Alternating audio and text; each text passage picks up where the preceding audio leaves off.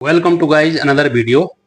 और सबसे पहले आपको और आपके परिवार को दीपावली की ढेर सारी शुभकामनाएं। तो चलिए टाइम खराब किए बिना सीधा चलते हैं टॉपिक की ओर।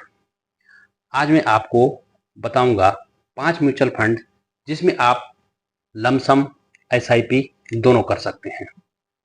ठीक है दोस्तों, आपको जब पोर्टफोलियो बनाना होगा तो ऐसा पोर्टफोलियो बनाना चाहिए जिसमें मार्केट डाउन भी हो तो तब भी आपको ज़्यादा नुकसान ना हो, देखने को ना मिले आपका पोर्टफोलियो डाउन ज़्यादा ना हो।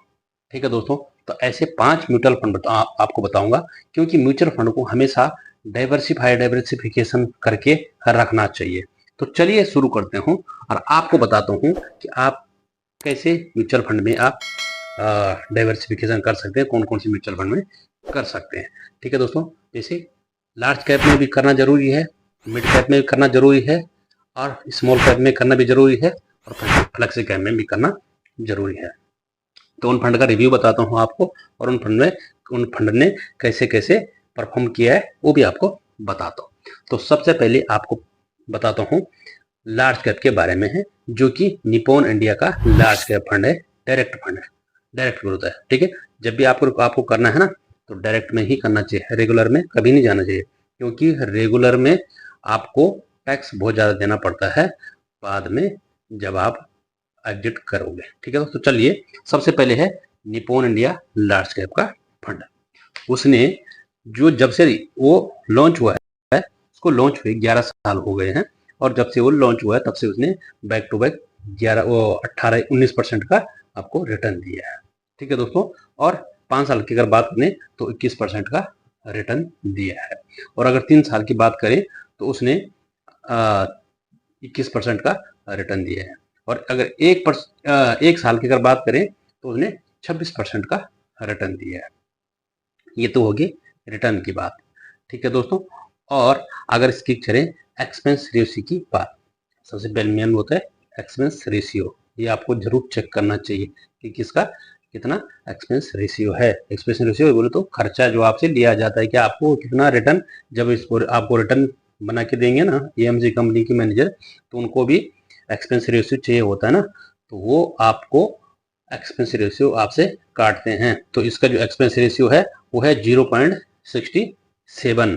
ठीक है, 11 साल इसकी एज है और ये इसका जो एम है वो है 34,043 करोड़ का इसका ईएम है, जो कि काफी बड़ा ईएम है। इसका मतलब साइज, फंड साइज कितने लोग इसमें इन्वेस्टर, लाखों लोग तो होंगे होंगे करीबन। ठीक है, जितना बड़ा साइज है तो काफी है। दूसरी बात, दूसरा जो फंड है वो है मिड कैप का फंड। मिड कैप कौन सा फंड है?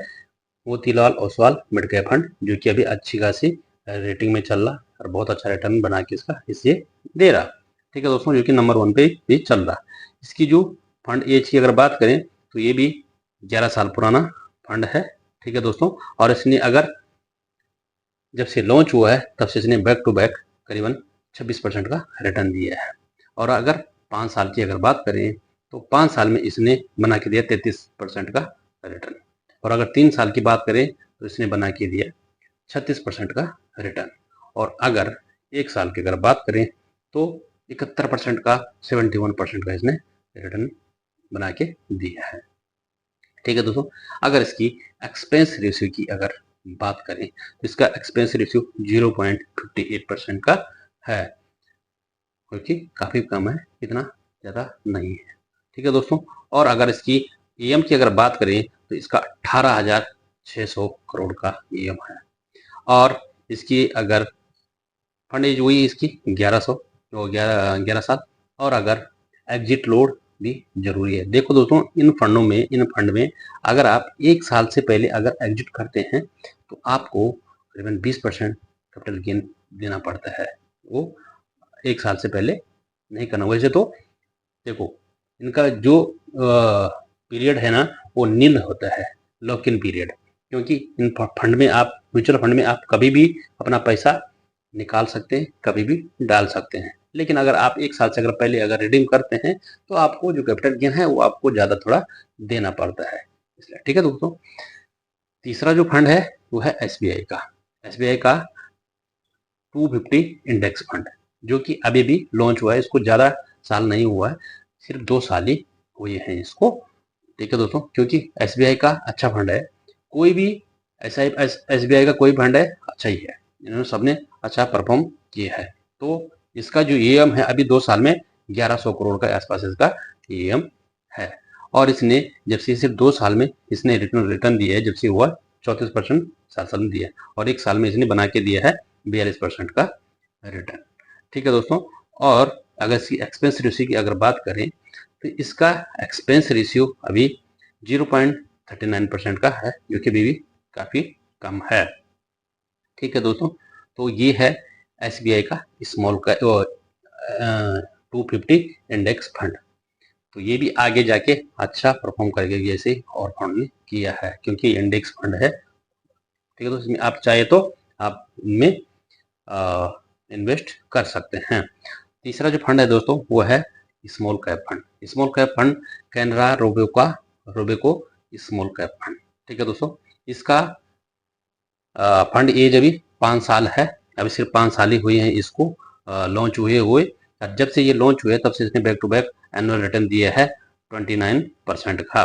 और अगर 5 साल की अगर बात की 5 साल में तो वही करीबन 30-35% का इसने रिटर्न दिया है। और 3 साल की अगर बात करें तो 23% का रिटर्न दिया है। और अगर 1 साल की अगर बात करें तो 1 साल में इसने 38% का रिटर्न निकाल के दिया है। और दोस्तों इसका जो ईएम है, फंड साइज है, वो है 12,990 करोड़ का। ठीक है दोस्तों, इसमें भी काफ़ी लोग इन्वेस्टेड है और इसने अच्छा रिटर्न दिया, आगे भी अच्छा रिटर्न देकर दे सकते हैं। लेकिन किसी कोई भी फंड में आप इन्वेस्ट करने से पहले खुद भी चेक कर लिया करो। ठीक है दोस्तों, और अच्छे से जांच कर लियो। ठीक है दोस्तों, और 5वां जो फंड है दोस्तों वो है फ्लेक्सी कैप फंड। ठीक है, फ्लेक्सी कैप फंड है वो है पराग पारिक फ्लेक्सी कैप फंड। ये भी काफ़ी पुराना फंड है। ठीक है दोस्तों, और इसमें इसका जो फंड साइज है वो है 82,000 करोड़, 82,444 करोड़ का इसका फंड साइज है। इसमें लाखों लोग करीबन इसमें इन्वेस्टेड होंगे, तभी इतना बड़ा फंड है, ट्रस्टेड है, लोगों ने अच्छा रिटर्न निकाल के दिया है। जब से रिटर्न लॉन्च हुआ है तब से इसने बैक टू बैक 20% का रिटर्न आपको निकाल के दिया है। और अगर 5 साल की अगर बात करें तो 26% का इसने रिटर्न निकाल के दिया है। और अगर 3 साल की बात करें तो 3 साल में इसने 22% का रिटर्न निकाल के दिया है। और अगर 1 साल की अगर बात करें तो 37% का इसने रिटर्न निकाल के दिया है। ठीक है दोस्तों, तो ये थे 5 फंड जिसमें आप लमसम और एसआईपी दोनों कर सकते हैं। क्योंकि स्मॉल कैप में तो एसबीआई और निपॉन इंडिया का भी बहुत अच्छा फंड है, टाटा स्मॉल कैप का भी अच्छा फंड है। ठीक है दोस्तों, लेकिन उनमें दोस्तों आप सिर्फ एसआईपी कर सकते हैं, लमसम अलाउड नहीं है उन फंड में। इसलिए आप स्मॉल कैप में सिर्फ या तो इसको कैनरा रोबेको या फिर बैंक ऑफ इंडिया का स्मॉल कैप फंड ले सकते हैं कोई भी। और एक उनमें इंक्लूड 250 इंडेक्स जो मैं आपको बताया वो आपको जरूरी रखना चाहिए। ठीक है दोस्तों, ये थी आज का वीडियो। क्योंकि दोस्तों अपना पोर्टफोलियो आप जब भी बनाते हैं तो डाइवर्सिफिकेशन बहुत जरूरी है। अगर आप एक ही कैटेगरी में या एक ही फंड में डालते हैं तो मार्केट डाउन होने पे आपको नुकसान देखने को मिल सकता है। और कभी भी कोई भी फंड परफॉर्म नहीं करे, जैसा कि अभी क्वांट का स्मॉल कैप फंड है वो अभी परफॉर्म ढंग से नहीं कर रहा, क्योंकि एक टाइम पे उसने बहुत अच्छा परफॉर्म किया है लेकिन अभी नहीं कर रहा। तो ऐसे कोई भी फंड होता है कि क्या मालूम इस साल उसने अच्छा परफॉर्म किया, अगले साल अच्छा नहीं करेगा, अगले साल अच्छा नहीं किया, अगले साल अच्छा करेगा।